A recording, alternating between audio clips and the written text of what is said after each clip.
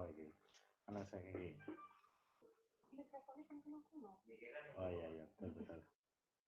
Betul.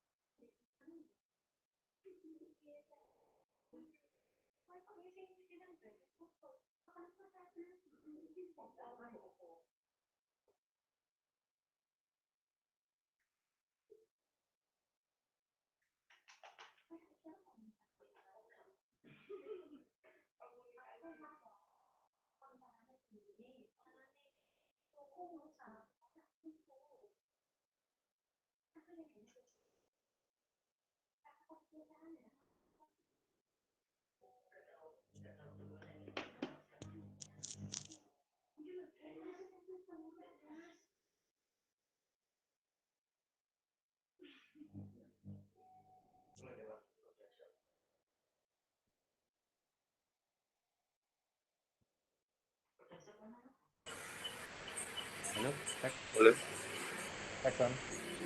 halo, udah masuk? Halo, masuk Pak. Oke. Pak, Sip. Pak Munti gimana ada? Oh, sudah. Sejak tadi sudah tak kontak. Ini tapi kayaknya belum masuk. Coba tak kontak lagi.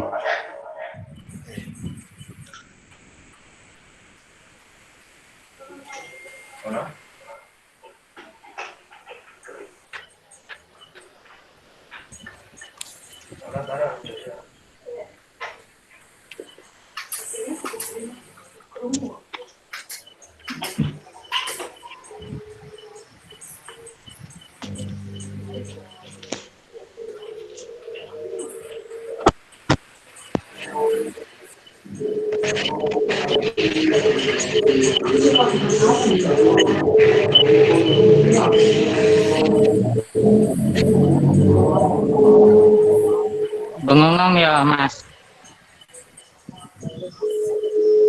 Suaranya belum masuk ya.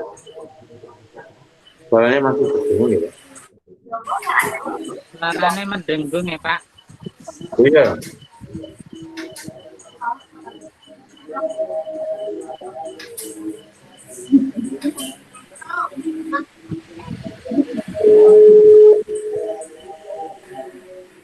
Kayak keren ya Pak. Saya ya.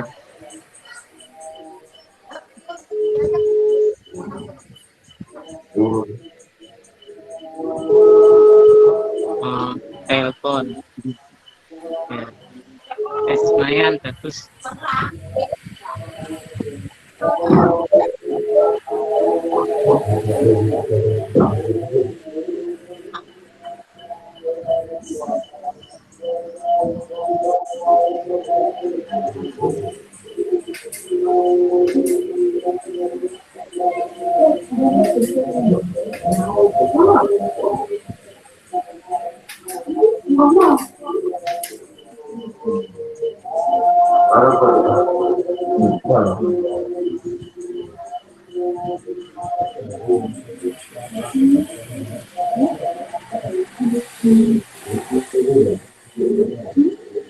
Ya.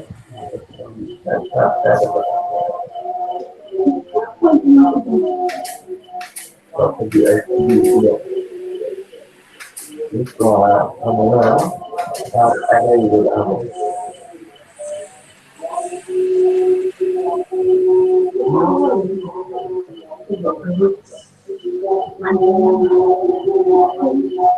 Indonesia.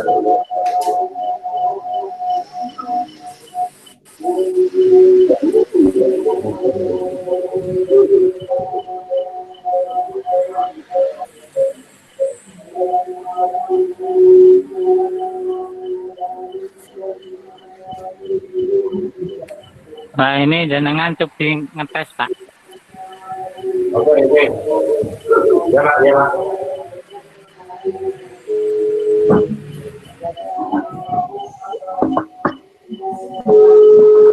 Tekan. Ya.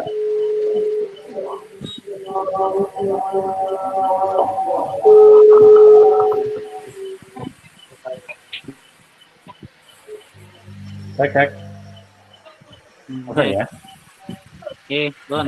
Masuk, Pak. Ya. Ya. Ya. Lumayan. Bentar. Pak Moti belum sambung. Tadi sore itu masih WA sama saya. Terus apa itu sekarang? Tunggu sebentar. Kan ada kesibukan lain. Bentar. Oh, Mas Agung. Agung Setianto. Oh iya. Gak bisa gabung, Mas Agung. Iki. Katanya.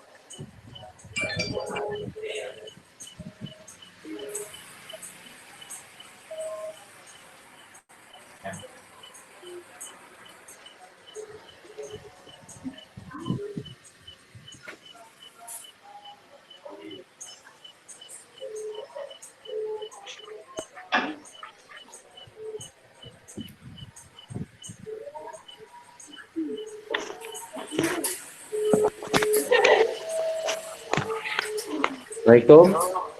Assalamualaikum. Mas Moti sudah bisa gabung? Oh, baru rampung terawih. Gitu gimana? Oh, G. Duduk Mas Moti, G.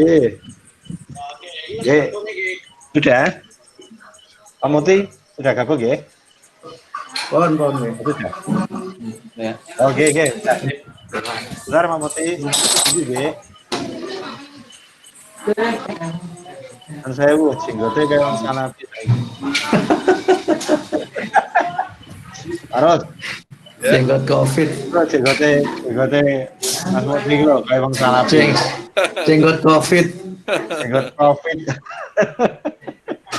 Akibat tidak keluar rumah jenggot panjang.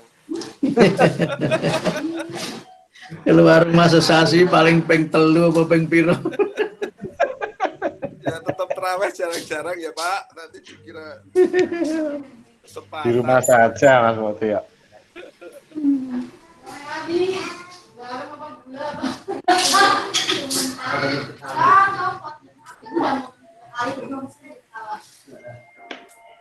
Tadi itu banyak yang masuk kayaknya masih dulu.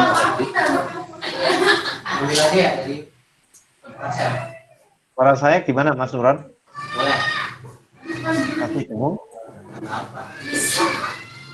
Mas Moti jelas ya suaranya? Jelas ya. Jelas ya? Ya, suara saya masuk ya.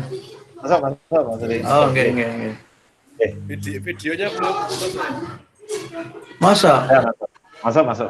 Sudah itu di pojok atas itu. Sudah kok. Ada Anda gitu di pojok atas. Sudah masuk kok. Aku biasanya nganggo Zoom, orang nganggo ini. Iya.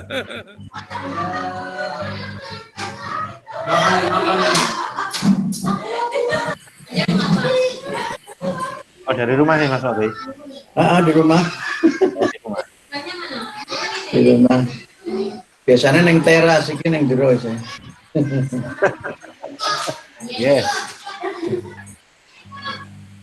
Dan juga dari kamar. Oh iya toh. Ya, iya. Ya ini di ruang tamu saya itu jadi kayak ruang kerja sekarang, di kayak studio. Ya, kan work from home. Apa-apa suka kene. Oke. Iya.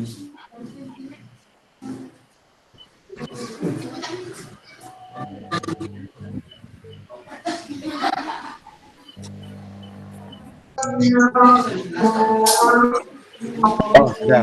Oh, ada Pak Ketua itu. Ya, Pak. Ketua PDR. Oke. Assalamualaikum Mas Moti. Waalaikumsalam warahmatullahi wabarakatuh. Kok seperti Ustadz dari Tiongkok? Iya. Biar ada ceritanya. Biar ada ceritanya, agak beda dikit. Kan Pak Hilal, setidaknya kalau kita ketemu Mas Mukti, sekalipun ini virtual, setidaknya kan kita bisa berkilah. Ini loh yang maklumat biasa Pak Hilal kalau enak. Beliau yang membuat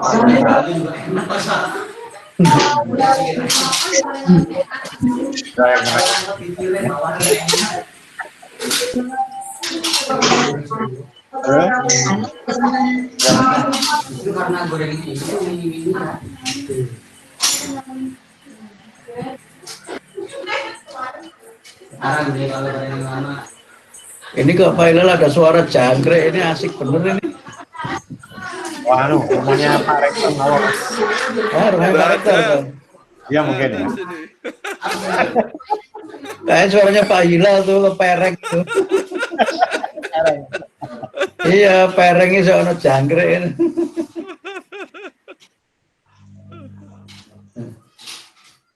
Aku waya Covid ning omah. Iya. Ngono.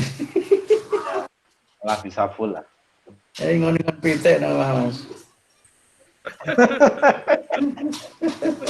Ngono pitik wingi.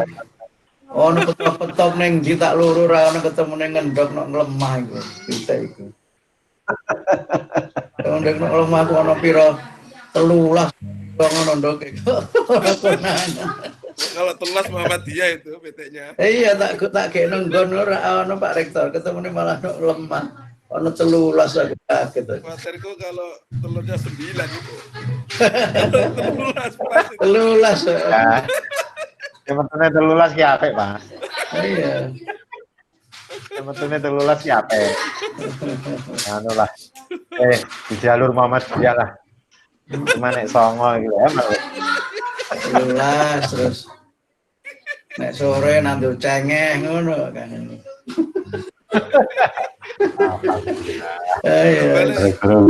Betul-betul ya, Pak. Iki kita tahun ini libur mudiknya ini.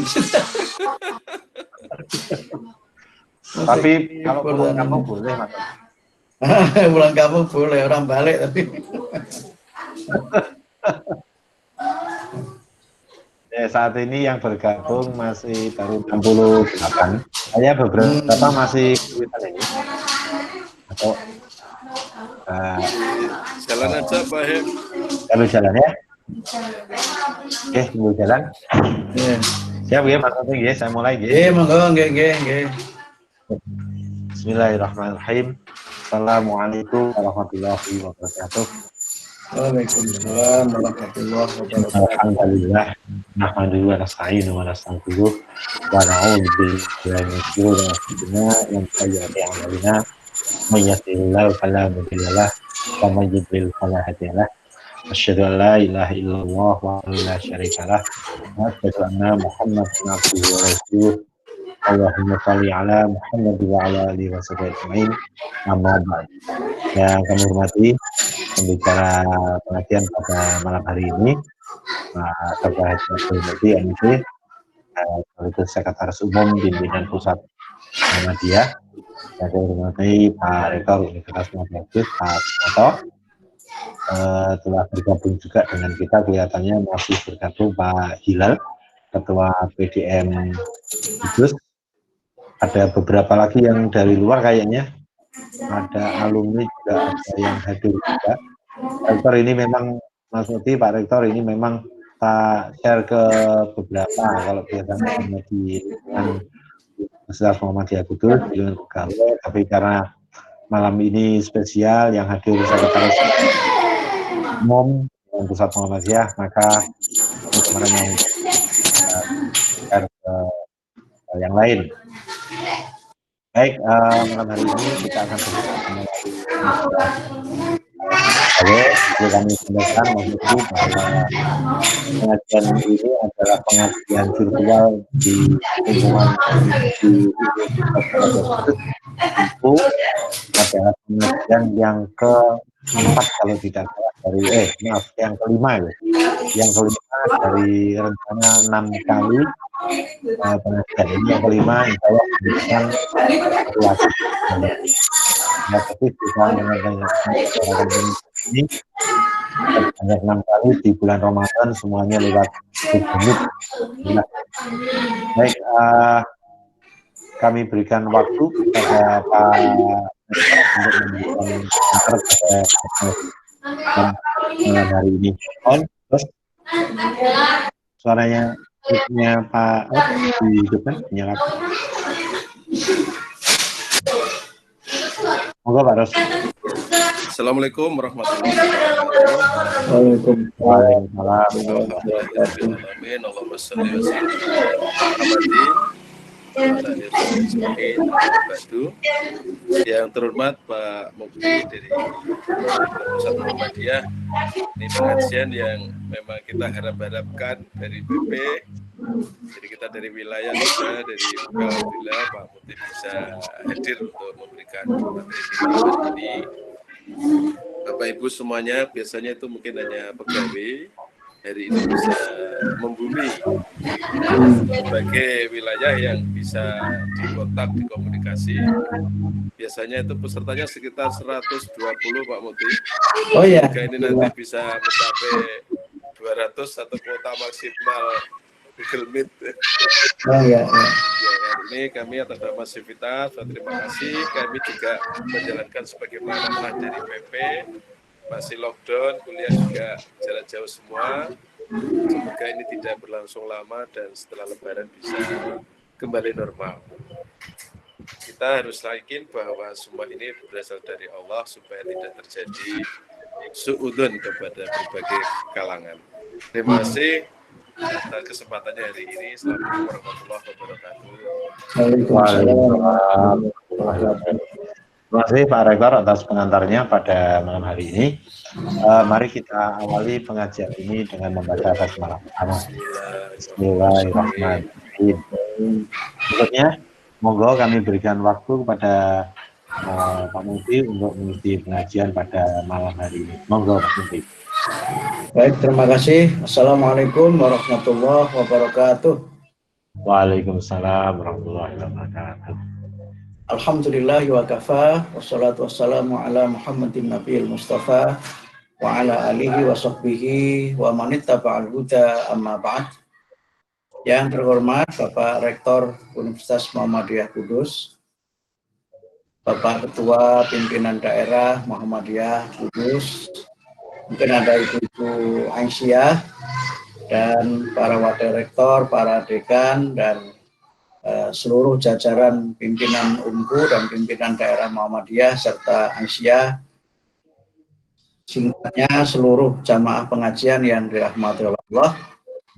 Alhamdulillah pada malam hari ini kita dapat bersilaturahim dalam rangka pengajian Ramadan yang diselenggarakan secara daring. Memang pengajian daring itu rasanya garing kadang-kadang. Pengajian kita diselenggarakan sebagai bagian dari ikhtiar kita untuk mengisi Qiyamul Ramadan ini secara virtual, dan ini menjadi sebuah situasi normal yang baru atau new normal gitu. Dan mungkin kita juga menyebutnya dengan new reality, dan alhamdulillah kita sekalian warga persyarikatan dapat move on, dapat segera bisa beradaptasi dengan keadaan ini dan kemudian mengisi Ramadan ini dengan berbagai kegiatan dan amalan yang bermanfaat sesuai dengan sunnah Rasulullah. Menyampaikan terima kasih kepada Pak Rektor yang tentu saya bisa bersilaturahmi pada bulan Ramadan ini, walaupun ini Ramadan yang berbeda karena kita lebih banyak aktivitasnya di rumah, jadi work from home, ada yang work at home gitu, dan ada nothing at home gitu. Ada yang bekerja dari rumah, ada yang bekerja di rumah, ada yang tidak ngapa-ngapain di rumah gitu. Wah, ya, repot. Sekarang ini katanya ada yang tamatuk gitu. Jadi tangi mangan turu gitu. Ibadah. Walaupun katanya tidurnya orang puasa itu ibadah. Tapi saya kira ada banyak hikmah yang bisa kita petik dari COVID-19 ini. Yang pertama tentu kita semakin sadar bahwa apapun, bagaimanapun kecanggihan teknologi yang kita miliki, ternyata ya memang kekuasaan Allah itu melebihi semuanya. Tadi Pak Rektor menyebutkan secara sangat ringkas tadi bahwa ya COVID ini kan bagian dari bukti kebenaran ayat-ayat Allah ya. Di dalam Quran Allah berfirman, Innallaha la yastahyi ayyadriba masalam ma ba'udatan fama faqoha. Jadi Allah itu tidak malu membuat perumpamaan dengan ba'udah. Ada yang menerjemahkan ba'udah itu nyamuk. Fama faqoha, dan yang lebih hina daripada nyamuk itu ada. Dan kalau kita baca kelanjutan ayat, fa'amal ladzina amanu faya'lamuna annahul haqqu mir rabbihim. Orang-orang yang beriman itu mereka yakin, mereka mengetahui bahwa apapun yang disebutkan oleh Allah, makhluk yang buruk rupa seperti Pak Unto itu adalah yang datang dari Tuhan mereka. Sehingga saya kira ini kalau kita menggunakan pendekatan epistemologi semakin membawa kita kepada suasana transendental. Jadi dari hamba Allah yang cerdas adalah mereka yang senantiasa menyadari bahwa tidak ada satupun yang diciptakan oleh Allah ini untuk sesuatu yang sia-sia. Rabbana ma khalaqta hadza batila subhanaka faqina adzabannar. Ya Allah, tidak Engkau ciptakan segala sesuatu yang maujud di alam semesta ini untuk sesuatu yang sia-sia. Maha suci Engkau ya Allah, dan jauhkanlah kami dari siksa neraka. Saya kira ini menjadi pembeda pendekatan yang dipakai oleh kelompok yang disebut sebagai kelompok ulul albab dengan mereka yang mungkin meragukan kekuasaan Allah, atau mungkin mereka yang menggunakan pendekatan fatalistis dalam melihat sesuatu. Mesti ada hikmahnya, dan tentu ini juga menjadi sebuah momentum untuk kita sekalian juga melakukan pengkajian dan pendalaman ajaran agama kita. Terus terang saja saya sejak ada COVID ini baca hadisnya agak banyak daripada sebelumnya gitu. Dan ya, alhamdulillah juga ada yang bisa saya tulis untuk memberikan perspektif kepada masyarakat.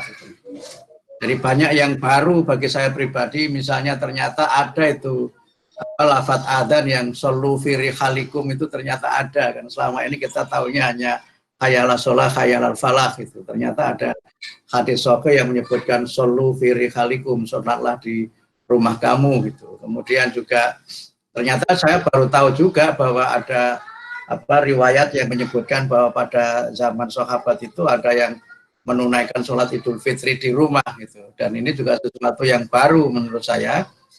Dalam konteks kita beragama, tentu semakin banyak hal yang kita temukan dalam kehidupan sehari-hari, memang ada keniscayaan untuk kita ini memperdalam dan mengetahui ajaran agama secara lebih luas dan mendalam lagi. Dan bagi kita warga persyarikatan, tentu kalau kita menemukan dalil yang sahih, dalil yang makbulah, kita akan mengikutinya sesuai dengan ketentuan syariat yang berlaku. Jadi ini nanti mungkin akan menjadi pengalaman baru bagi saya, ada sholat id di rumah gitu.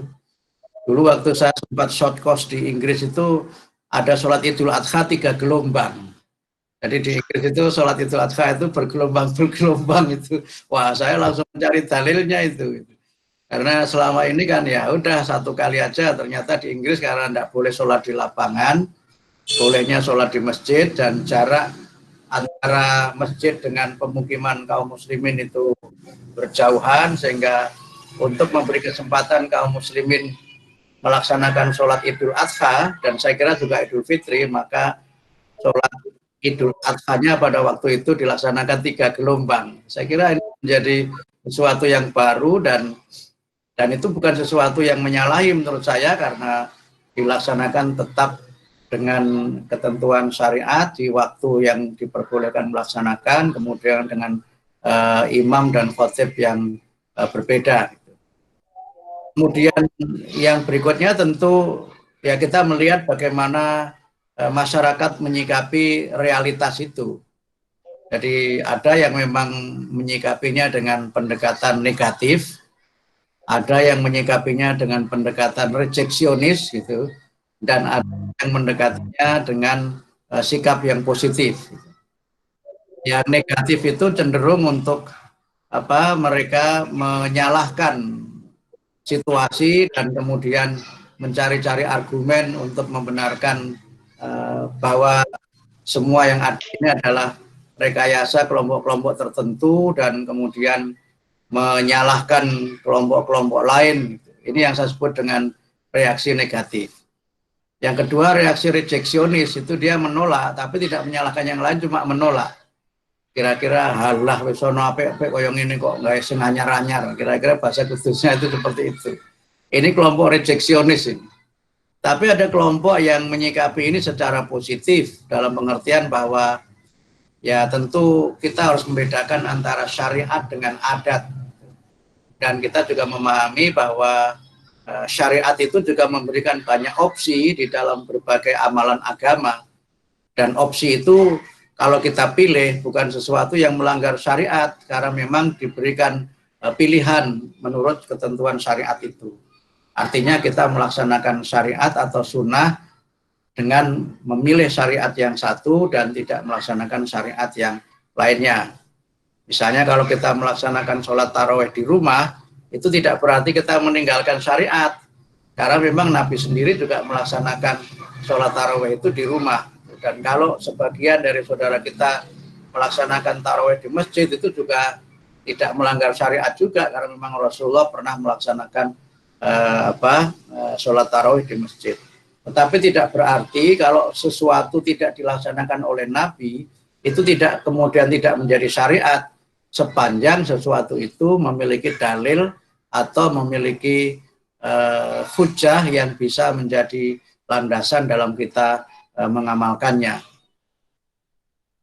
Nah, kemudian yang ketiga, saya kira ini juga menjadi sebuah realitas baru, di mana memang ini juga berlaku teori kebudayaan. Teori kebudayaan itu menyebutkan bahwa kebudayaan itu lahir karena situasi yang terpaksa.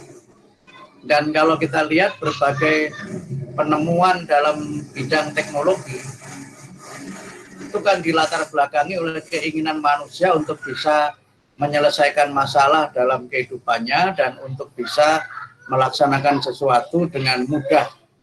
Nah, teknologi itu lahir sebagai bentuk kreativitas manusia untuk menyelesaikan persoalannya. Dan saya kira ketika kita harus mengikuti ketentuan PSBB itu ya memang banyak hal yang tidak bisa kita kerjakan secara normal seperti biasanya, tapi kemudian kita berpindah dari satu normal ke normal yang lain yang kita sebut dengan new normal, di mana tidak hanya kita bekerja dari rumah, tapi juga mengajar juga dari rumah dan sebagainya.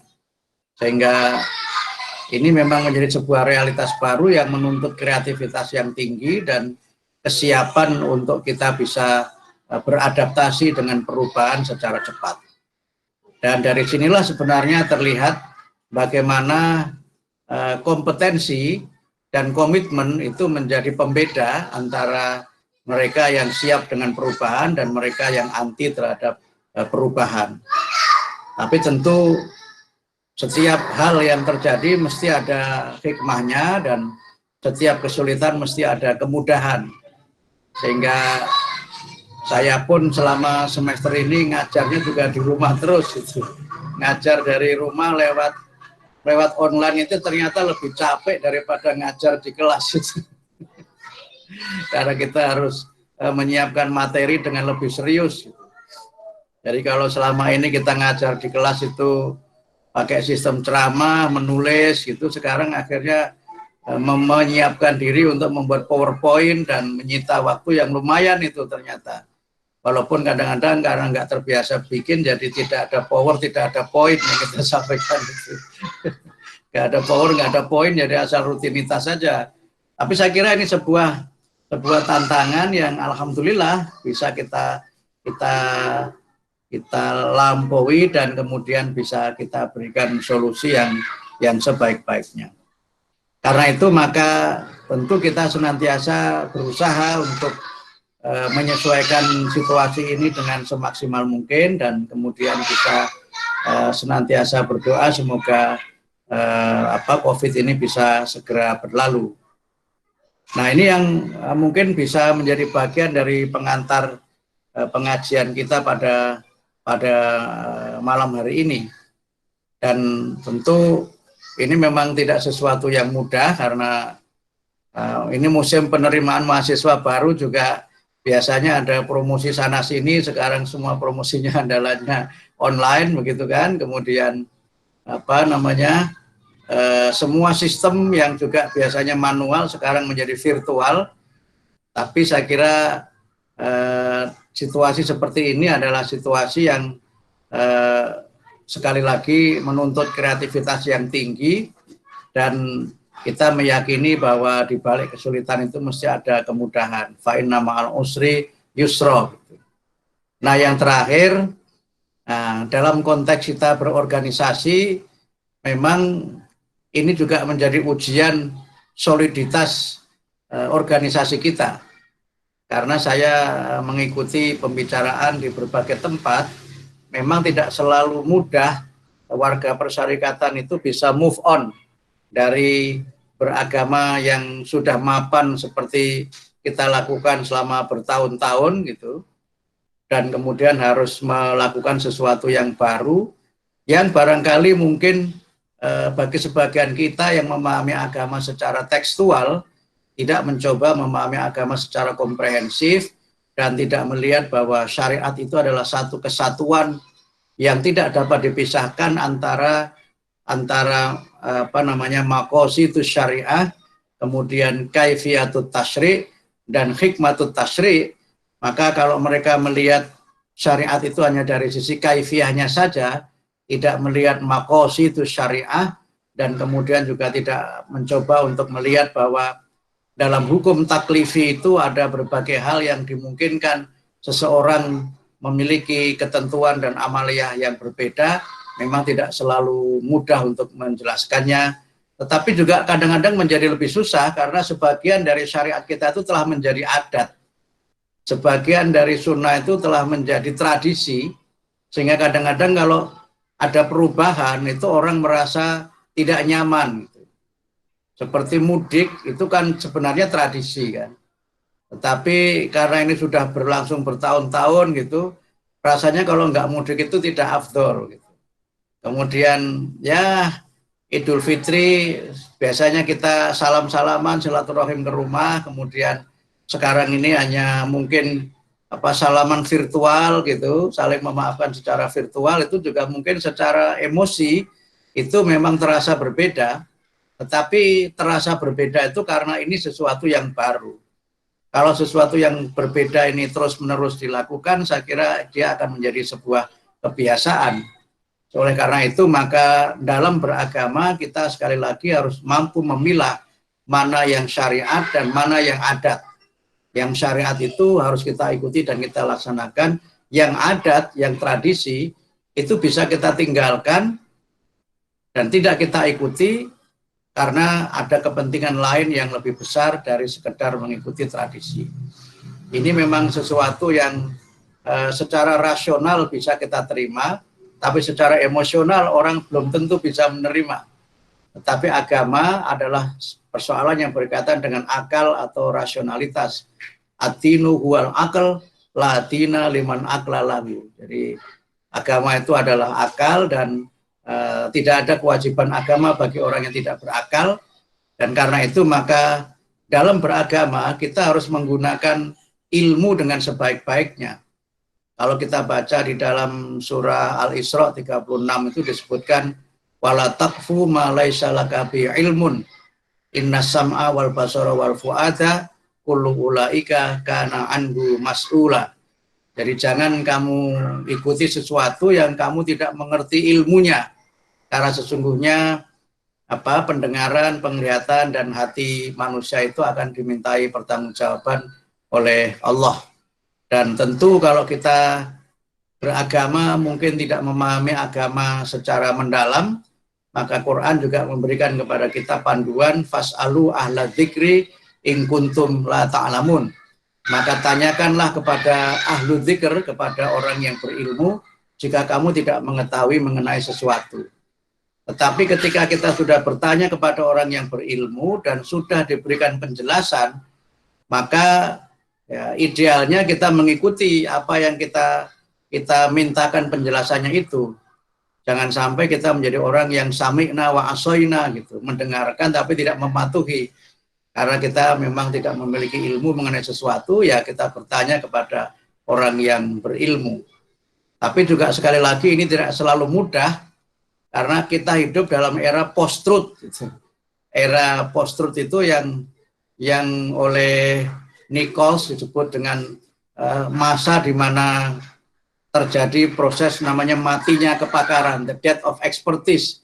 Sehingga kadang-kadang kita menemukan ada orang yang justru lebih percaya dengan sumber-sumber yang tidak memiliki otoritas atau yang otoritasnya lemah. Dan kadang-kadang orang mencari informasi itu bukan untuk mencari kebenaran, tapi hanya untuk mencari pembenaran dari apa yang menjadi keyakinannya. Nah, dalam kaitan inilah menurut saya dalam kita beragama, marilah kita bersama-sama mengikuti syariat itu secara tulus gitu, dan kemudian tidak mencari kesulitan dalam beragama ketika kita diberikan kemudahan dalam melaksanakan agama itu. Kesempurnaan beragama itu tidak diukur dari susahnya orang menjalankan ajaran agama, tapi diukur dari keikhlasan dan kesempurnaan kita di dalam menjalankan tuntunan agama itu. Saya kira itu yang saya sampaikan, sekedar pengantar, karena tidak ada tema, jadi saya bikin tema ke sana kemari saja gitu. Kata Mas Hemi, katanya temanya apa, pokoknya ngomong aja Mas. Kira-kira begitu, ya sudah. Saya sampaikan apa yang ada dalam pikiran saya untuk nanti bisa kita bicarakan bersama-sama. Sementara saya akhiri sampai di sini. Nasrun minallah wa fathun qarib wa basyiril mu'minin. Wassalamualaikum warahmatullahi wabarakatuh.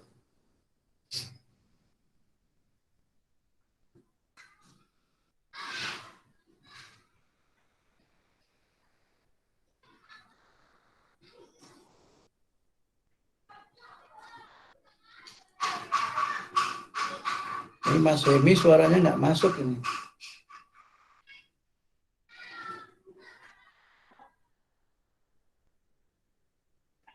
Oke, terima kasih Pak Moti yang telah memberikan materi sebagai pengantar diskusi kita juga pada malam hari ini. Sekalipun tadi sebagai pengantar, tapi ada beberapa hal yang saya sepakat untuk disampaikan yang barangkali menjadi bahan yang malam hari ini bisa kita diskusikan. Apalagi maklumat pimpinan pusat Muhammadiyah itu kadang-kadang ke bawah itu membuat repot yang di bawah. Ya. Ya tidak repot sekali tidak sih, tapi ya kadang-kadang harus ada energi lebih yang harus kita sampaikan, karena mengingat menyampaikan seperti itu kan bukan hal yang mudah, apalagi di jajaran misalnya pimpinan daerah Muhammadiyah itu misalnya, itu kan harus menyampaikan bagaimana ketika kita melarang ini, bukan melarang sih, membuat surat edaran berdasarkan maklumat PP sehingga tarawih, Jumatan, sementara kita tiadakan, itu kan sementara mereka tetap mengadakan. Nah, ini nanti setelah ini mungkin sholat Id sholat Idul Fitri berada di rumah. Itu menjadi persoalan karena biasanya mereka rame-rame ke lapangan sehingga mengubah tradisi semacam itu. Kan, karena tadi yang disampaikan Mas Muti juga, mengubah tradisi yang biasanya sudah bertahun-tahun kita laksanakan menjadi tidak. Jadi mudik, kemudian sholat di lapangan, kemudian di masjid. Nah, mudikun wajibun katanya Mas Tafsir itu. Saya lihat Mas Muti itu tidak pernah. Lebaran itu di Jakarta itu nggak pernah. Saya ingat saya selalu kegiatan terapi kayaknya. Di balik kampung itu, sejauh yang saya tahu. Saya itu mudik ke Semilitan. Ya. Oke, kira-kira seperti itu. Tapi ini beberapa persoalan yang mungkin perlu kita diskusikan. Merubah tradisi yang biasanya berlangsung sekalipun itu bukan tradisi agama, betul-betul tradisi budaya, tapi budaya itu kan mengakar. Ini, mohon maaf, saya bicara agak panjang sedikit karena saya lihat belum ada giliran yang mengajukan pertanyaan. Ini sekaligus sebagai pertanyaan juga mengubah tradisi yang sudah berjalan, padahal ini bukan ajaran agama sebetulnya. Nah, apalagi ini yang rame, Mas Muti, adalah sholat Idul Fitri. Sholat Idul Fitri. Yang sunnah, kemudian tradisi yang sudah biasa berjalan memang di lapangan atau di masjid, kemudian ini dari Pemkab Kudus, itu sudah melarang untuk sholat Idul Fitri, baik di masjid maupun di lapangan. Ini masih ramai ini masih ramai. Nah ini, karena tampaknya sekalipun riwayat positifnya sekarang di Kudus sudah 0, tapi tampaknya kelihatannya pemerintah pasti sudah tahu arahnya kira-kira. Apalagi pekan depan, Pemkab Kudus itu sudah jam malam sampai jam 21.00 sampai jam 06.00. Ini jam malam. Semua masyarakat tidak boleh beraktivitas mulai jam 21 sampai jam 06.00. Yang itu berupa PKL, makanan, maka harus dibungkus. Nah, begitu.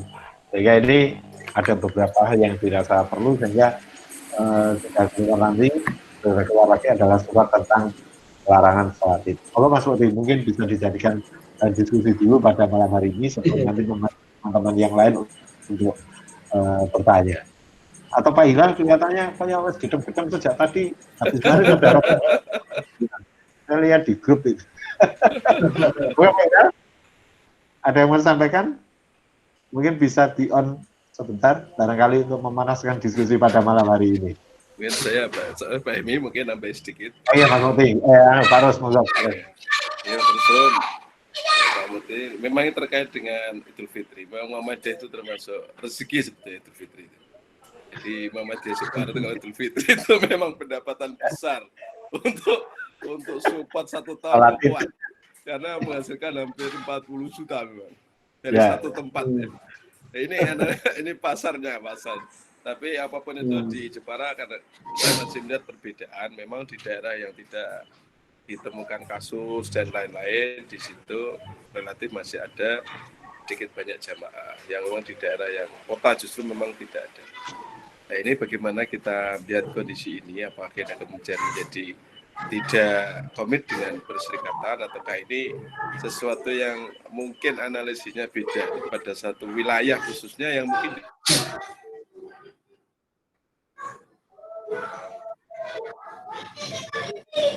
Oke.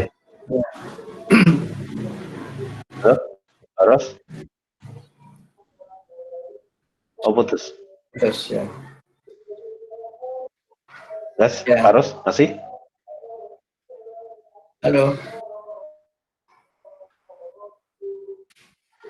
Putus Mas Emi. Karena mungkin jauh dari Jepara ya. Halo, Pak. Terus masih? Halo. Oh, tampaknya. Halo, sudah masuk? Ya, belum masuk semua, tapi tampaknya. Ya, halo. Ayo masuk Pak Ros, masuk. Jadi tadi saya matur. Halo, masuk Pak Ros, masuk. Kaitan dengan beberapa warga kita memang masih ada yang dalam konteks ini mengikuti tarawih di lingkungan yang mungkin secara domisili itu tidak ada berita mengenai kasus COVID di sekitarnya, tidak ada pendatang baru.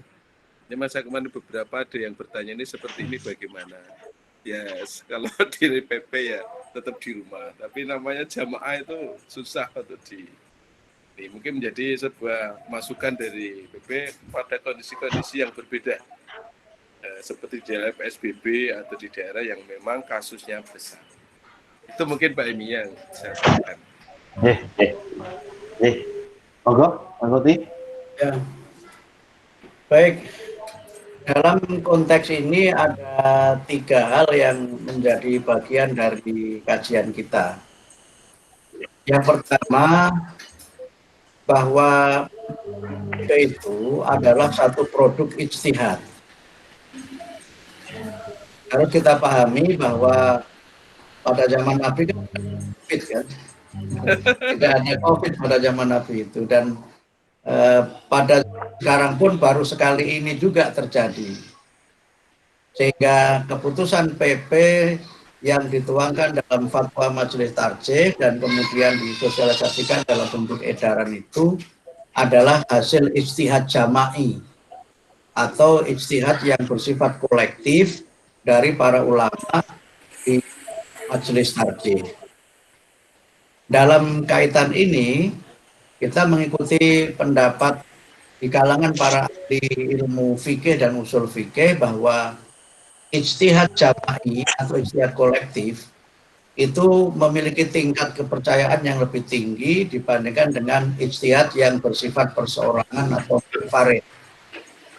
Sehingga dalam kaitan ini, maka kalau kita mengikuti pendapat di dalam ilmu fikih dan usul fikih itu, argumen di mana orang beristihad secara kolektif itu didasarkan kepada satu hadis yang menyebutkan la tajtami'u ummati ala khoto'in. Umatku itu tidak akan berhimpun untuk sesuatu yang salah. Sehingga karena itulah maka sebagian ulama ada yang menyebut ijtihad jamaah itu sebagai ijma'. Walaupun tentu ada perdebatan di kalangan para ulama apakah ijtihad kolektif itu bisa disebut sebagai ijma', karena ada yang berpendapat ijma' itu hanya terjadi pada masa sahabat. Tapi kalau kita menggunakan definisi ijma' yang lebih luas, saya kira itu bisa kita sebut sebagai ijma' di kalangan ulama tarjih. Sebagaimana di MUI misalnya, itu juga ada ijma' di kalangan ulama yang berhimpun di dalam Majelis Ulama Indonesia. Nah, ini yang pertama. Yang kedua, tentu ijtihad itu walaupun dilakukan secara kolektif, itu memang tidak pernah menjadi pendapat yang tunggal. Artinya akan selalu ada kelompok lain atau orang lain yang berpendapat berbeda. Yang perbedaan itu bisa karena perbedaan istinbat hukumnya, bisa juga perbedaan di dalam memahami ilat hukumnya. Ini saya kira 2 hal yang harus kita pahami, sehingga tadi disampaikan oleh Pak Rektor misalnya, kalau PP Muhammadiyah akan menetapkan supaya tidak sholat id itu karena beralasan bahwa sholat id di lapangan dalam situasi COVID atau pandemi ini bisa menimbulkan mafsadat, bisa menimbulkan risiko yang sangat tinggi. Sehingga dalam kaitan ini maka berlaku beberapa ketentuan di dalam Al-Quran, juga di dalam hadis Nabi. Ketentuan Al-Quran itu menyebutkan ma ja'ala alaikum fid dini min haraj. Allah tidak menjadikan bagimu kesulitan dalam melaksanakan ajaran agama itu. Kemudian yang kedua, agama itu juga memang dalam pelaksanaannya, terutama dalam konteks hukum taklif, itu juga memberikan beberapa perkecualian, menyangka memberikan kemudahan di dalam beragama. Misalnya kalau kita baca ayat tentang puasa pada Al-Baqarah 185 itu, orang yang bepergian itu boleh tidak berpuasa. Karena minkum maridun aw ala safarin faidatun min ayyamin ukhra. Barang siapa yang sakit atau bepergian, maka dia boleh tidak berpuasa dan dia mengganti pada hari yang lain. Kenapa dia diperbolehkan tidak puasa dan mengganti pada hari yang lain? Ada petunjuknya di situ. Yuridullahu bikumul yusra wala yuridu bikumul usra. Allah itu menghendaki kemudahan dan tidak menghendaki kesulitan di dalam kamu melaksanakan ajaran agama. Memang rasanya orang tidak srek kok tidak puasa, pada kesempatan untuk tidak berpuasa gitu. Nah, memang kemudian muncul pertanyaan, kalau begitu nanti apakah puasa qadha itu nilainya sama dengan puasa kita Ramadan? Ya tentu itu bukan urusan kita, itu urusan Allah yang mengatur menilai ibadah seorang hamba. Tapi bahwa orang sakit tidak berpuasa itu tidak berarti bermaksiat. Itu melaksanakan syariat, bukan berarti itu maksiat. Nah, orang bilang, kok itu seger kok ora poso. Kadang-kadang begitu. Nah, karena itu maka dalam hukum taklifi memang sesuatu itu bisa berubah ketentuan hukumnya. Bahkan ada sesuatu yang haram itu bisa menjadi halal demi menyelamatkan kehidupan. Kalau kita baca mengenai makanan yang diharamkan itu kan jelas eksplisit disebutkan, tapi ada qarinah lain yang menyebutkan faman liturra ghairu baghin wala atin fala itsma alai. Barang siapa yang dalam keadaan yang sangat terpaksa, tidak bermaksud untuk melampaui batas dan melawan ketentuan Allah, maka tidak ada dosa bagi dia untuk mengkonsumsi makanan yang diharamkan tadi dalam rangka menyelamatkan kehidupan. Ini kadang-kadang juga kalau dipotong ayatnya, Islam kok mangan babi misalnya, ini kan jelas haram itu misalnya. Padahal kalau orang dalam keadaan darurat tidak ada makanan lain yang memang tidak bisa dikonsumsi demi menyelamatkan kehidupannya itu, ya nggak apa-apa. Asal niatnya tidak untuk. Tapi kalau kemudian wis waras kemudian dibalenin, ya itu jangan. Numan. Ini tuman itu. Tuman. Yang begini-begini ini seringkali memang tidak bisa kita terima secara emosional, tapi harus kita terima sebagai sebuah syariat yang memang memberikan opsi. Dalam ilmu fikih itu namanya hukum taklifi gitu, Pak. Nah, sekarang persoalannya adalah siapa yang bisa menjamin bahwa di daerah yang di situ tidak terjadi kasus, memang betul-betul di situ steril gitu. Tadi saya baca di grup info Muhammadiyah Kudus itu seorang ibu yang alhamdulillah selamat dari COVID dan sembuh di rumah sakit Aisyah itu kan dia tidak pergi kemana-mana, di rumah saja gitu. Merasa tidak ada kontak dengan siapa-siapa kan. Ternyata suaminya baru pulang luar kota, merasa oke-oke saja, kemudian ternyata dari suaminya itu dia tertular. Nah sekarang ini misalnya Pak, mohon maaf, kita melakukan sholat di lapangan. Kan tidak mungkin kita screening orang yang datang ke lapangan itu. Tidak mungkin kan kita screening. Nah, karena tidak kita screening itu, apakah kita bisa mengetahui bahwa seseorang itu menjadi pengidap atau tidak? Iya kan? Ini kan sesuatu kita tidak tahu. Karena itu, karena wujud penyakitnya ini tidak kelihatan secara fisik, maka dengan pendekatan saddud dzari'ah menghindari terjadinya kemungkinan negatif yang tidak diinginkan itu, maka sebaiknya tidak dilaksanakan. Kenapa sebaiknya tidak dilaksanakan? Karena ini ibadah sunnah. Dan karena itu ibadah sunnah, maka ya berlaku ketentuan hukum sunnah, yaitu kalau kita bisa melaksanakan dan memang tidak ada halangan, memang kita dianjurkan melaksanakan. Tapi kalau karena darurat, karena keadaan kita tidak bisa melaksanakan, maka tidak ada dosa kita tidak melaksanakan sholat id itu. Memang ini biasanya menjadi rewel. Rewelnya karena apa? Biasanya yang rewel itu pernah sholat, dia sholatnya setahun sekali, kalau sholat id aja gitu. Aku sholat bisa olah misalnya begitu. Sholat tahunnya rame ini. Mungkin ada yang begitu mungkin ya. Mungkin. Tapi kan tidak. Nah, maksud saya ini juga harus kita pahami gitu. Dan kalau suatu pendapat itu ada yang keberatan, itu wajar saja. Nabi saja itu ketika menerima wahyu, sebagian sahabat itu ada yang tidak langsung menerima. Ketika Allah menurunkan wahyu untuk pindah kiblat sholat, itu kan sahabat ada yang tidak bisa menerima, apalagi turunnya itu ketika Nabi sedang sholat asar kan waktu itu. Nabi sedang sholat asar, turun wahyu, yang isinya itu perintah supaya pindah kiblat dari Masjidil Aqsa ke Masjidil Haram. Dengan ketika itu sahabat terus adep-adepan sholatnya itu. Sebagian langsung mengikuti Nabi yang pindah kiblat itu, sebagian ngeyel nggak mau pindah. Malah selesai sholat itu masih debat, ini Nabi ini gimana sih? Sudah enak-enak sholat dari dulu, sejak menerima wahyu itu sholatnya menghadap Masjidil Aqsa, sekarang pindah ke Masjidil Haram. Sehingga kemudian terjadi perdebatan yang cukup lama itu. Ketika Nabi Isra Mi'raj itu tidak sahabat semua langsung bisa menerima.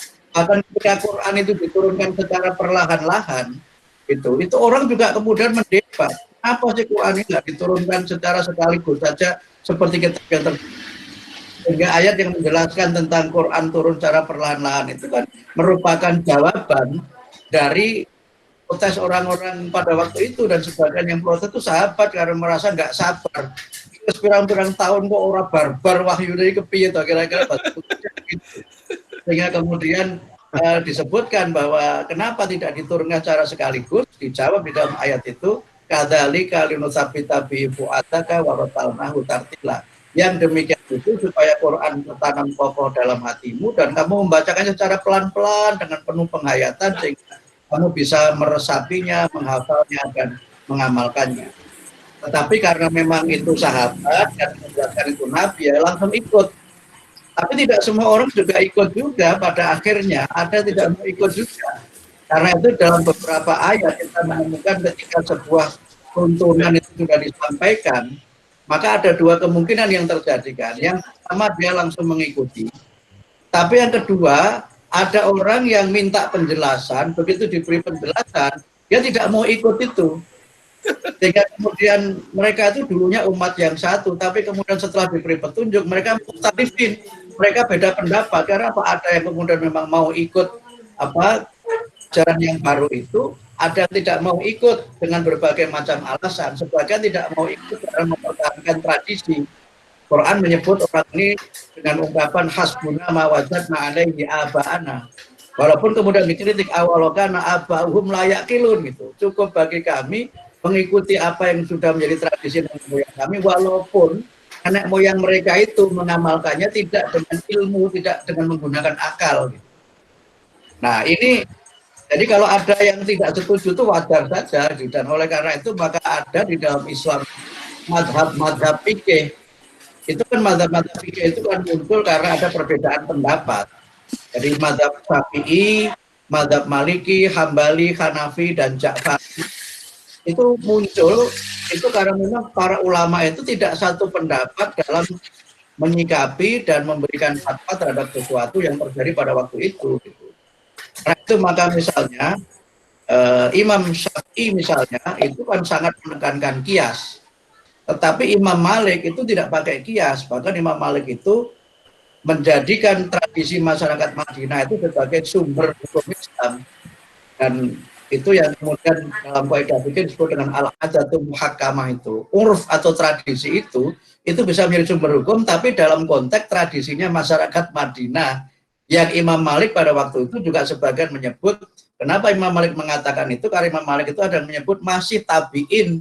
Bahkan ada sempat riwayat yang menyebut Imam Malik itu sahabat, tapi yang kuat Imam Malik itu tabi'in. Karena tabi'in maka tradisi masyarakat Madinah zaman Imam Malik itu memang masih dekat dengan tradisi yang dibangun oleh Nabi dan para sahabat. Nah kalau Madinah sekarang sudah beda, saya kira sudah banyak mall, sudah banyak macam-macam. Saya kira kalau Imam Malik masih hidup, saya kira juga akan berbeda pendapatnya dalam menggunakan tradisi masyarakat Madinah itu. Karena itu ini namanya hukum taklifi.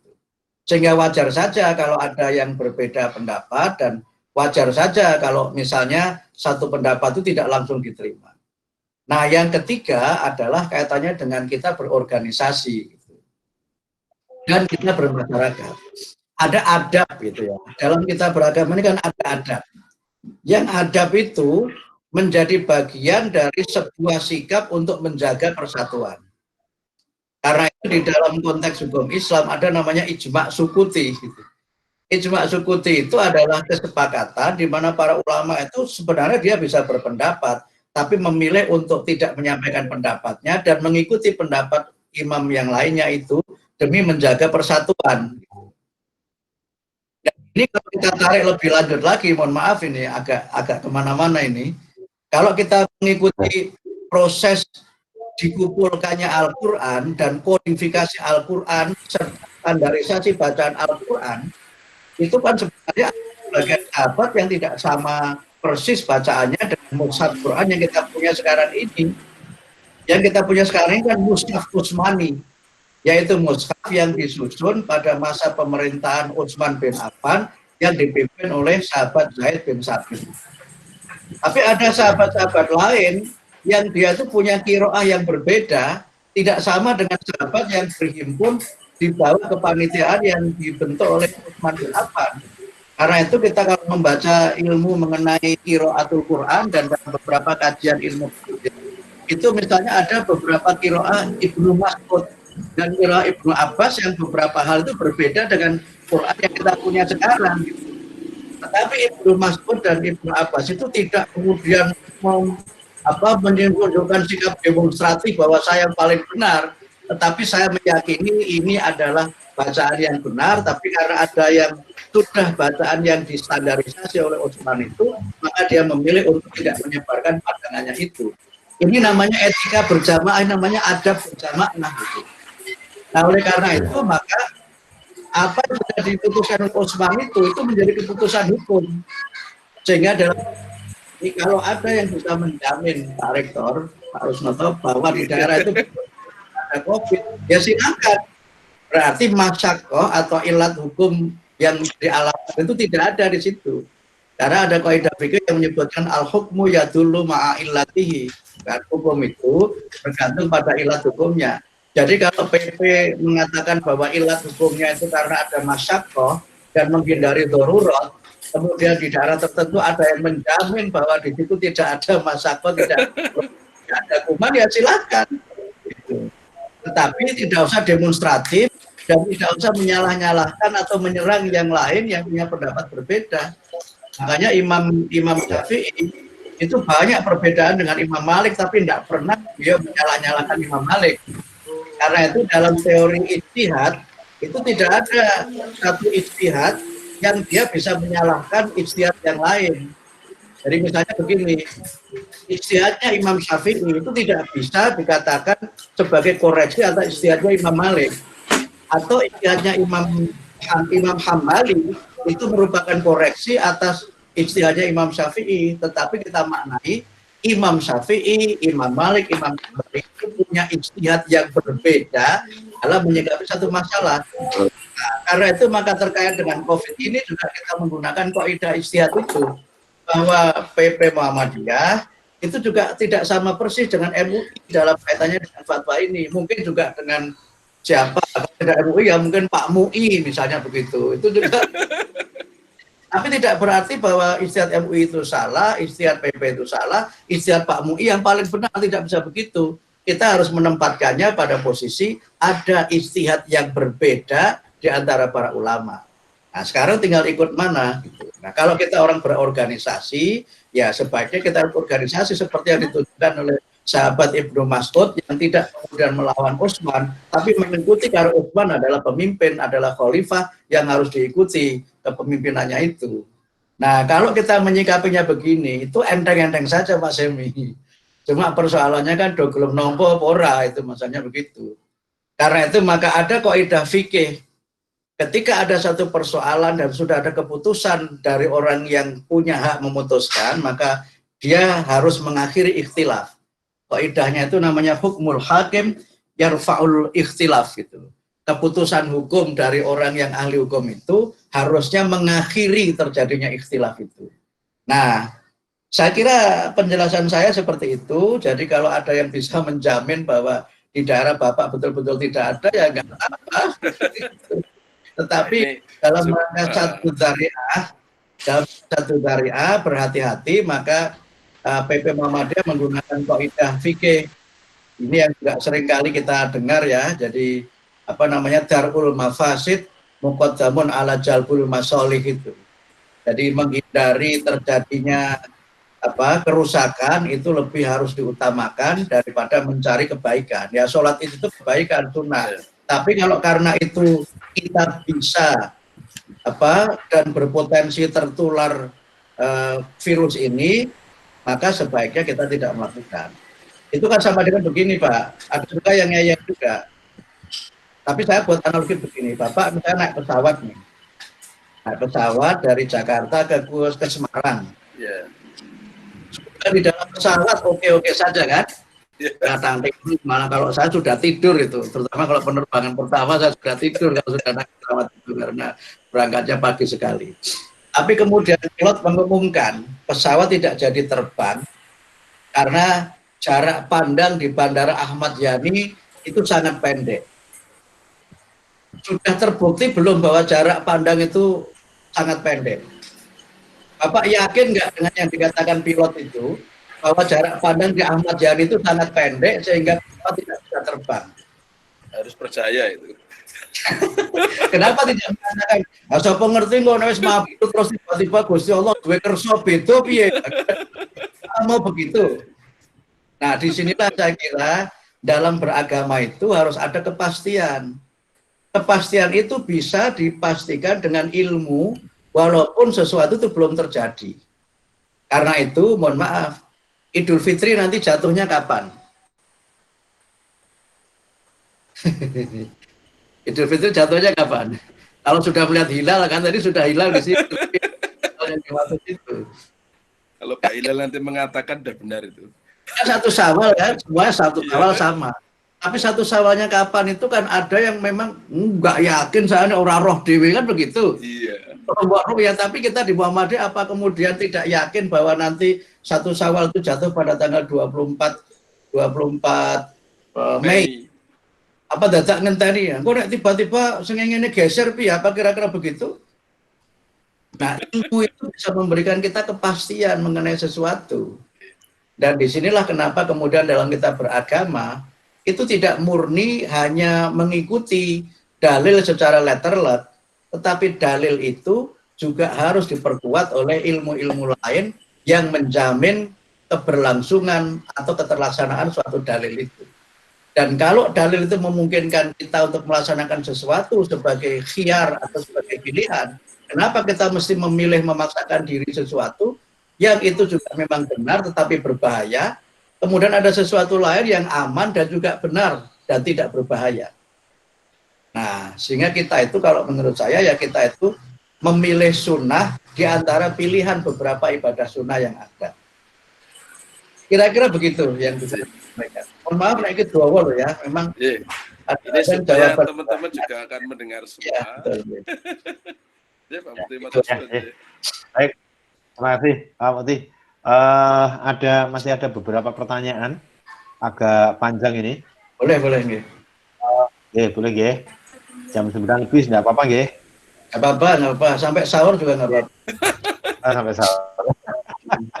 Oke. Ada pertanyaan dari Mas Prihatin.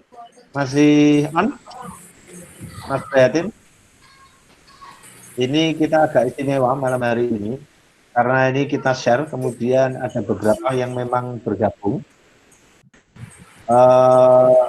Mas Adi, mungkin bisa dinyalakan mic-nya Mas Prihatin, atau Mas Prihatin mendengar? Ampun ya. Sudah Mas Pri? Sudah ya. Ini Mas Adi, Pak Ekor, ini dosen IPB orang Pasuruan. Orang Pasuruan ini loh Pak, Pasuruan dekat kita ini. Tapi dia tapi sudah pulang ya. Kuliahnya di Australia. Enggak pulang dia. Alumni Adelaide, betul. Ya, betul. Ya, betul. Ini pertanyaan cukup panjang. Karena pertanyaan cukup panjang, saya tidak akan menyampaikan, tapi Mas Frey menyampaikan dulu. Monggo, Mas Frey. Oke, terima kasih. Matur nuwun Pak Hemi. Pak Muti. Assalamualaikum warahmatullahi wabarakatuh. Waalaikumsalam. Ya, ini mohon izin berpartisipasi mengobati rasa kangen nggak bisa pulang kampung ini ya. Sama-sama korban lockdown. Iya. Harusnya pulang kampung boleh Pak ya, yang nggak boleh mudik. Oke. Mudik. Ya, ya, Nah, ya. di chat ada 2 pertanyaan, tapi karena ada yang penanya yang lain, saya pertanyaan yang kedua saja, yang singkat. Ya, padat ya. Ya, tadi sudah disampaikan Pak Mukti bahwa saat ini banyak perguruan tinggi mau masuk kuliah Pak ya, kemudian promosinya lewat online. Terkait dengan COVID-19 ini, kira-kira peran apa sih yang bisa dimainkan oleh perguruan tinggi Muhammadiyah terlebih untuk merespon dampak dari COVID-19 ini, di mana dampaknya itu kan bukan hanya kapan COVID ini akan berakhir, kan juga masih belum pasti ya. Kemudian itu juga terkait dengan dampaknya adalah how deep, berapa tingkat level dampaknya seperti apa sih di masyarakat, ini juga yang perlu di-highlight. Ya, betul. Kiranya ada peran-peran yang bisa dimainkan oleh perguruan tinggi Muhammadiyah secara tidak langsung, selain sebagai PR, ini juga sebagai promosi atau branding perguruan tinggi Muhammadiyah itu sendiri. Mungkin pertanyaan saya itu saja Pak Mukti. Terima kasih. Assalamualaikum warahmatullahi wabarakatuh. Mas Odi sebentar.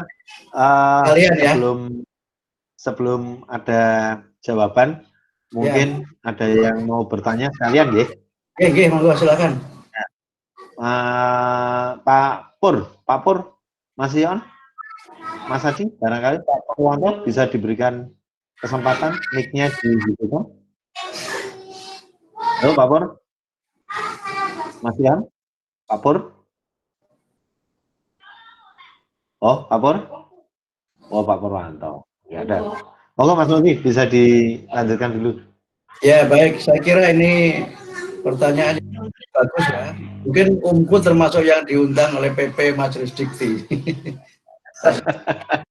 Ada 2 kali pertemuan ya yang diselenggarakan oleh Majelis Dikti. Pertemuan pertama itu mengundang perguruan tinggi kelas A gitu, maksudnya yang terakreditasi A. Kemudian yang kedua adalah kelas B, itu yang terakreditasi B, dan itu ada di Pulau Jawa. Dan dari situ memang sudah dipetakan sebenarnya kira-kira COVID ini akan berlangsung berapa lama. Waktu memutus tunda muktamar, itu kita hadirkan ahli virus dan ahli epidemi, baik dari UGM maupun dari perguruan tinggi kita, dan juga dari beberapa dokter di Surabaya dan dosen-dosen UNER yang kita hadirkan dalam rapat lewat Zoom seperti yang kita biasa selenggarakan itu. Nah, proyeksi mereka kalau situasi normal dan program protokol COVID ini berlangsung secara efektif, itu mereka perkirakan puncaknya memang akhir Mei, kata para ahli itu. Dan kemudian diperkirakan mulai landai itu Juni sampai Juli. Dan betul-betul kita recover itu menurut perkiraan para ahli itu pada akhir September. Nah, berdasarkan penjelasan dari para ahli virus dan ahli epidemi itu, kemudian PP memutuskan kalau gitu dilaksanakan muktamar itu pada bulan Desember. Kira-kira begitu pertimbangannya. Nah, kalau kira-kira situasi ini betul berjalan seperti prediksi para ahli itu, maka kita sebenarnya masih punya kekuatan, masih punya cadangan untuk kira-kira kampus kita itu bisa survive lah dalam 3-4 bulan ke depan dengan kondisi perkuliahan seperti sekarang ini. Nah, tapi yang saya kira disampaikan oleh Pak Dr. Supriyatin tadi itu, mungkin saya menyebutnya bukan dokter tapi PhD lah, karena luar negeri itu lebih keren daripada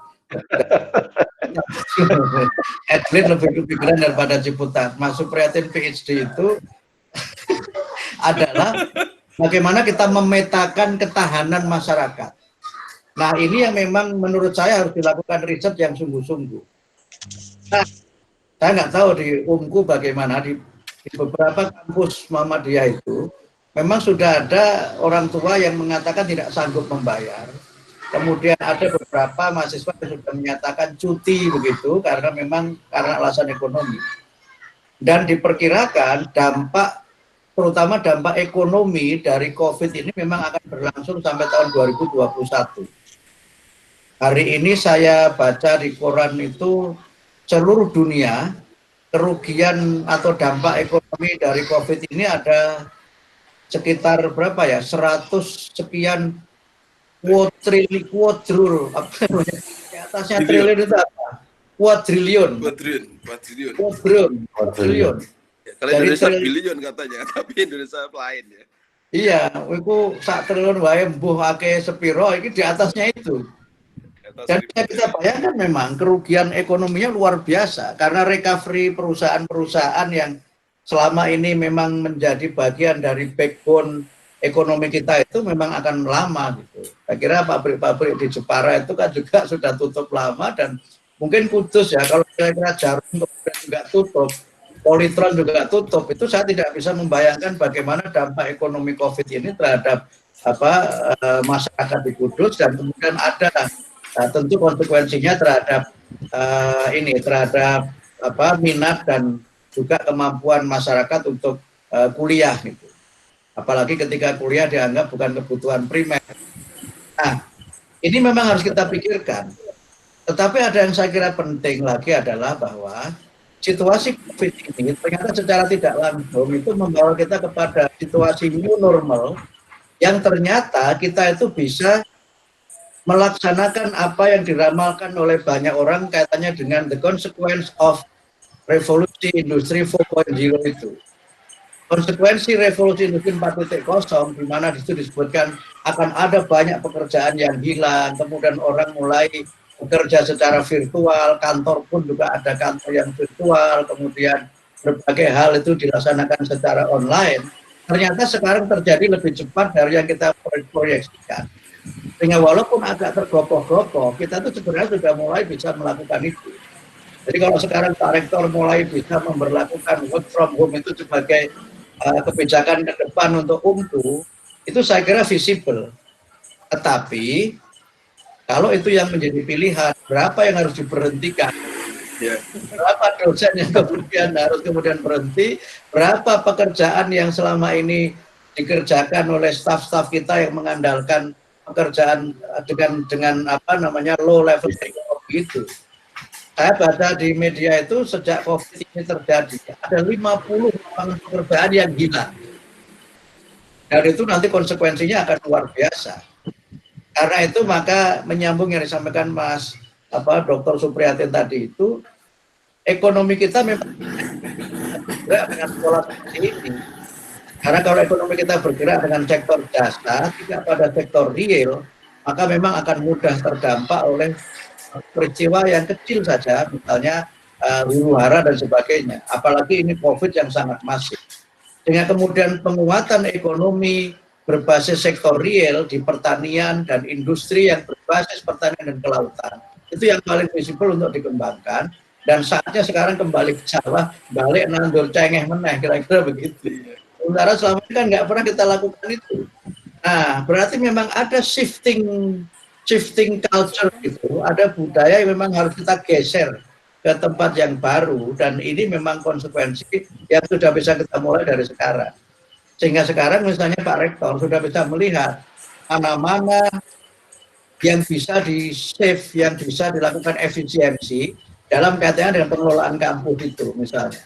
Itu sudah bisa dilakukan dengan peristiwa ini. Yang saya kira memang juga serius adalah bagaimana kampus-kampus Muhammadiyah ini berperan dalam proses recovery pasca COVID ini. Jadi begitu selesai, itu recovery-nya butuh lama. Sekarang alhamdulillah, MCCC itu memiliki peran yang cukup besar, dan saya berterima kasih serta sangat apresiasi semua warga persyarikatan, pimpinan amal usaha dan pimpinan persyarikatan yang sudah berjuang luar biasa untuk memberikan pelayanan kepada masyarakat dengan berbagai macam cara yang bisa dilakukan. Saya tahu itu tidak selalu mudah, tapi itulah cara Muhammadiyah untuk menyelesaikan suatu masalah. Karena itu maka mungkin UMKU ini bisa melakukan riset di sekitar mungkin Kudus, Jepara, Pati, Rembang, Demak, dan mungkin juga Gerobokan atau yang lainnya yang selama ini menjadi bagian lingkaran yang berkaitan dengan UMKU dan kehidupan di masyarakat Kudus misalnya. Kemudian dampak sosial yang terjadi, saya kira juga memang harus diantisipasi, karena sekarang ini juga menurut saya sudah mulai muncul gejala kepanikan ya atau stres yang ternyata juga memang memerlukan layanan psikososial atau pendampingan mental dari para ahli psikologi. Dan ini juga bisa menjadi bagian dari cara bagaimana Muhammadiyah bisa membantu menyelesaikan persoalan itu. Dan saya yakin Muhammadiyah punya sumber daya manusia yang cukup untuk melakukan tugas-tugas ini. Dan saya yakin Muhammadiyah juga akan punya kesiapan untuk melakukan itu karena melayani, memberi yang terbaik bagi masyarakat adalah bagian dari karakter warga persyarikatan. Saya kira itu jawaban saya untuk Mas Dr. Supratin yang saya kira senasib dengan saya, sama-sama tidak bisa pulang karena tidak boleh karena PSBB itu. Bogor lebih berat lagi. Saya hari ini nonton di Bogor sampai di sweeping yang keluar rumah itu. Kalau tempat saya nggak sampai di sweeping lah, tapi ya harus hati-hati. Itu Mas Imam ya. Baik, terima kasih Mas Bakti. Terima kasih Mas Bre yang sudah bergabung pada malam hari ini. Ada beberapa yang pertanyaan, tapi cukup panjang ini pertanyaannya. Ada dari Pak Pur, pandangan PP Muhammadiyah tentang sikap pemerintah yang sudah mulai melonggarkan transportasi, kemudian antisipasi terhadap kemungkinan gangguan ekonomi bangsa. Berat-berat ini Pak Pur, karena yang tanya kepala sekolah biasanya begitu. Kemudian ada lagi dari Pak Karmin, dosen UMKU ini. WHO kan sudah menyampaikan statement mungkin COVID-19 ini akan bersama kita selamanya. Nah, bagaimana strategi mengelola aktivitas keagamaan, aktivitas amal usaha Muhammadiyah. Ya, Pak Jokowi juga sudah menyampaikan kita berdamai dengan COVID-19. Moga Mas Rudi, mungkin beberapa bisa disampaikan. Ya, memang pemerintah itu bingung sekarang ini. Jadi karena bingung maka yang muncul itu akhirnya ada yang menyebut godal gadul, ada yang menyebut amincle. Tapi kalau saya ditanya kenapa bisa begitu, jawaban saya hambuh, saya bilang gitu aja karena saya tidak pemerintah. Tapi begini, mohon maaf ini saya sampaikan saja bahwa kami di PP Muhammadiyah juga aktif melakukan komunikasi khususnya lewat jalur Pak Muhadjir ya, dan juga lewat beberapa menteri yang memang punya kedekatan secara emosional dan secara politik dengan Muhammadiyah. Kebijakan kami sampaikan dan setiap kebijakan kami berikan catatan. Hingga termasuk ketika ada relaksasi, saya baca di koran itu saya langsung kontak Pak Muhadjir. Pak, ini raiso ini Pak, biar Pak, saya bilang gitu. Dan beliau mengatakan ini ketat kok Mas, nanti seleksinya bagaimana. Ternyata kan akhirnya dia ambil juga kebijakan itu dan ternyata ambil juga toh.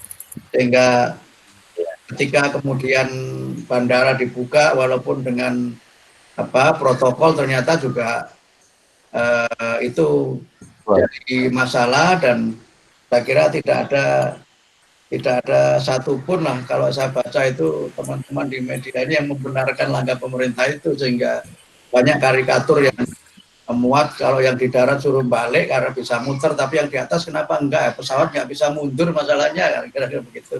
Itu sebuah ungkapan sarkastis ya yang menunjukkan bahwa itu kebijakan yang harus dievaluasi gitu. Tapi tentu Muhammadiyah punya cara-cara tersendiri dalam menyampaikan kritiknya dan memilih untuk menyampaikan kritik itu secara langsung kepada pengambil kebijakan daripada menyampaikannya secara terbuka di media massa yang belum tentu kritik disampaikan terbuka itu bisa dibaca dan sampai kepada pengambil kebijakan, dan bahkan kemudian juga belum tentu juga sampai bisa diterima dengan lapang dan hati yang terbuka.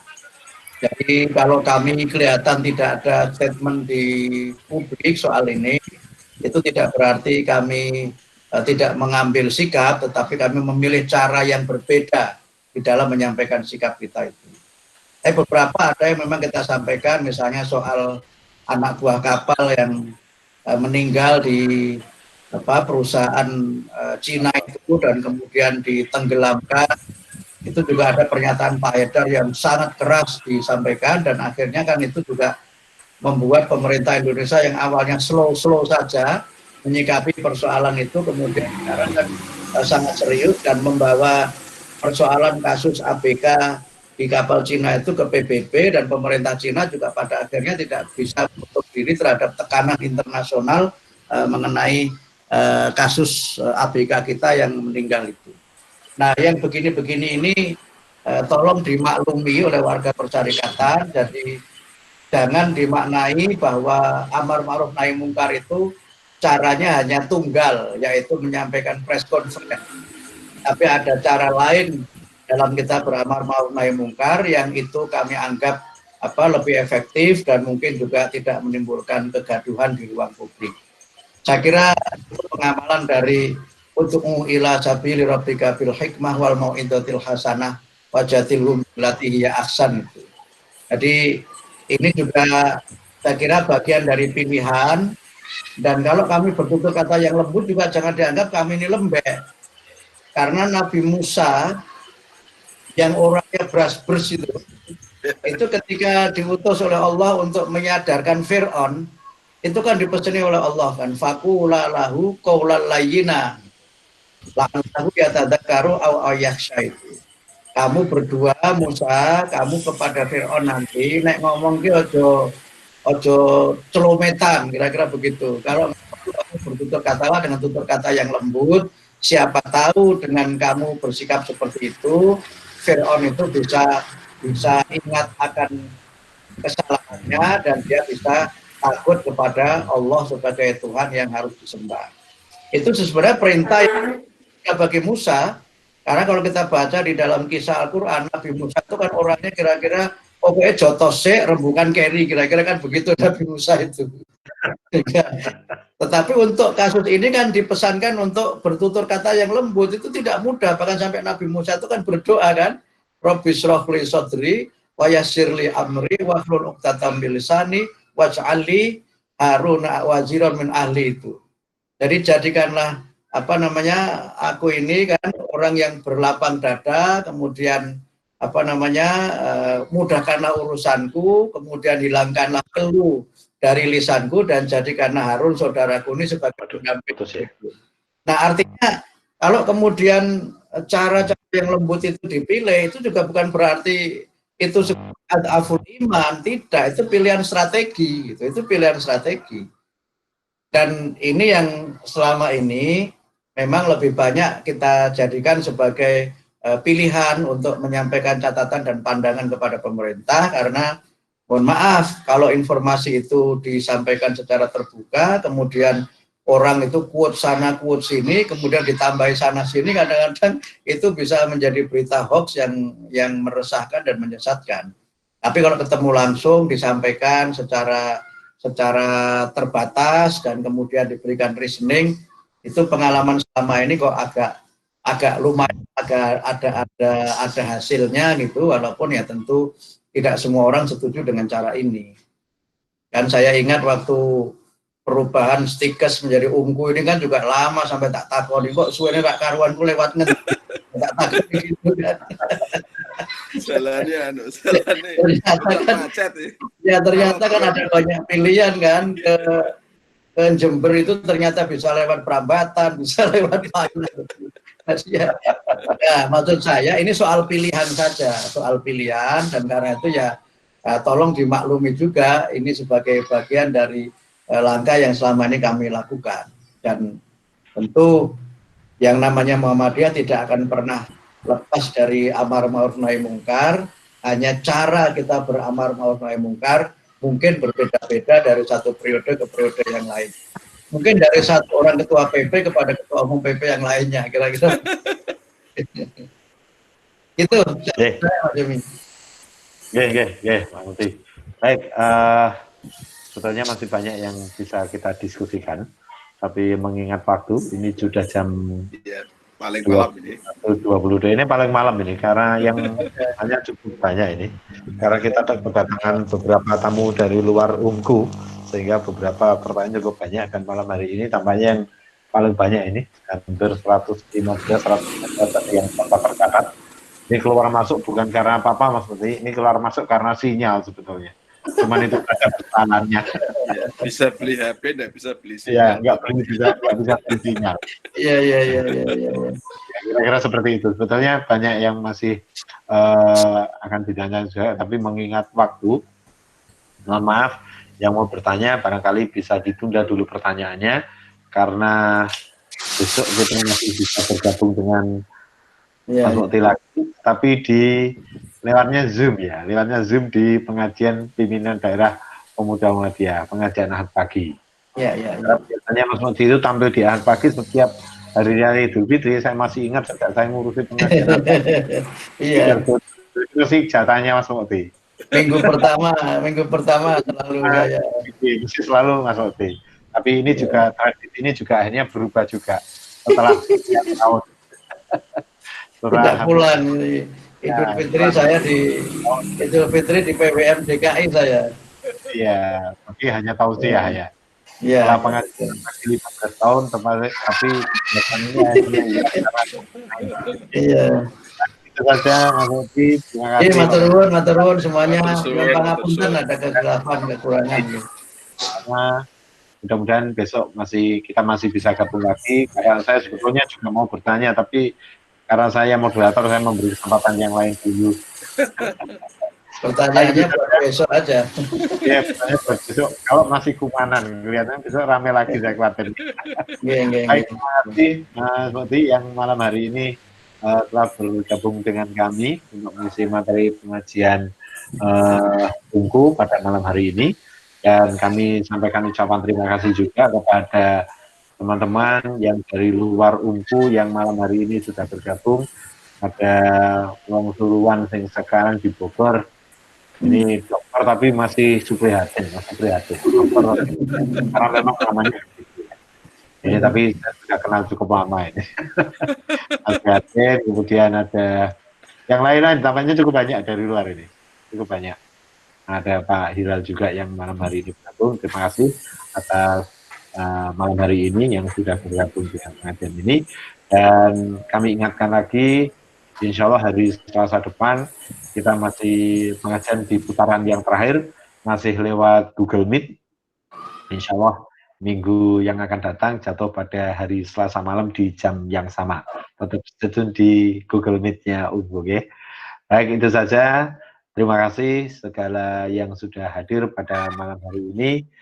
Dan terima kasih Pak Mukti sekali lagi, terima kasih Rektor, dan terima kasih semua yang sudah ikut bergabung pada pengajian malam hari ini. Mari kita akhiri pengajian malam hari ini dengan membaca hamdalah bersama. Alhamdulillah. Alhamdulillah. Sangat Pak Mukti. Kurang lebihnya, mohon maaf. Billahi taufiq wal hidayah. Nasrul minallah wa fadlun qarib. Wassalamualaikum warahmatullahi wabarakatuh. Waalaikumsalam warahmatullahi wabarakatuh. Alhamdulillah. Baik, ini beberapa dari Pung ini Mas Udi. Aku meh takon nih, sinyalku hilang, Bro. Kepala sekolah sinyal hilang.